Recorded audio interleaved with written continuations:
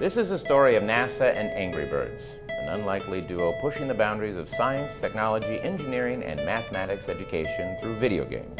Wait, video games? Seriously? Video games partnering with Deep Space Exploration Agency NASA?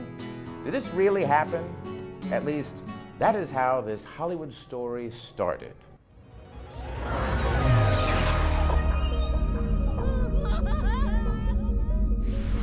Pluto is a dwarf planet.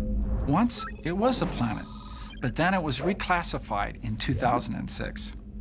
Pluto was smaller than a number of moons in our solar system, including the Earth's moon. Okay, now they have the head of NASA's Planetary Science Division talking about Pluto in the presence of some annoyed piggies?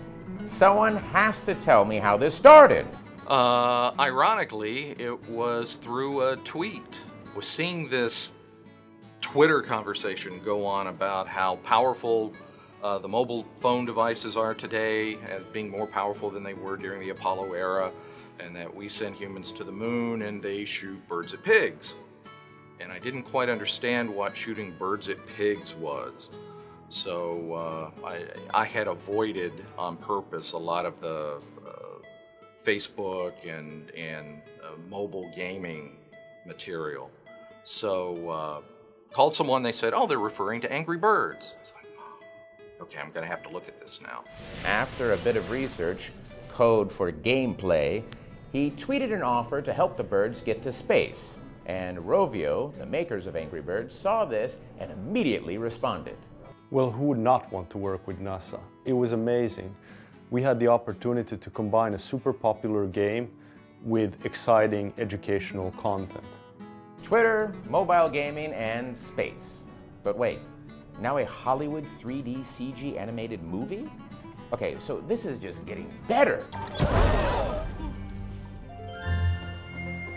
Greetings from my world, the world of the pigs. What's a pig? I am a pig. This combo is pretty darn cool. NASA informed kids and adults about space exploration, orbital mechanics, microgravity, and its pioneering work through Rovio's game, all while slinging birds around on mobile devices. Well, Angry Birds is not just any video game. It has to do with trajectories. It has to do with velocities. It has to do with accelerations, where you're shooting little birds around as projectiles and asteroids and things like that. And I'm going to show the trajectory that Red Bird is going to have when I fire him with this orbital slingshot. All of this involves physics. All of this involves science. And so Angry Birds is a great venue to get kids wrapped up into the game, but then you slide a little science in at the same time. You slide a little physics. That's an example of a trajectory. And guess what? Astronauts have to worry about these things because if you're in a rocket and say you're trying to get from one orbit and rendezvous a space station, you end up going in curved trajectories, and you need to know how to fire your rocket engines so that you can go from where you are to where you want to be. 265 million downloads of Angry Birds Space alone. That's over 6 billion sessions of interplanetary education. It has been so successful that the Angry Birds got noticed by Hollywood and will now make a debut appearance on the silver screen. Who would have thought an Angry Birds movie? Yeah, when birds fly.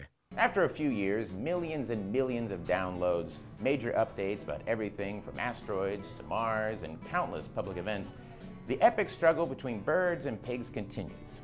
The future of the Angry Birds keeps expanding with knowledge and exploration at its core. From the International Space Station to deep into the cosmos.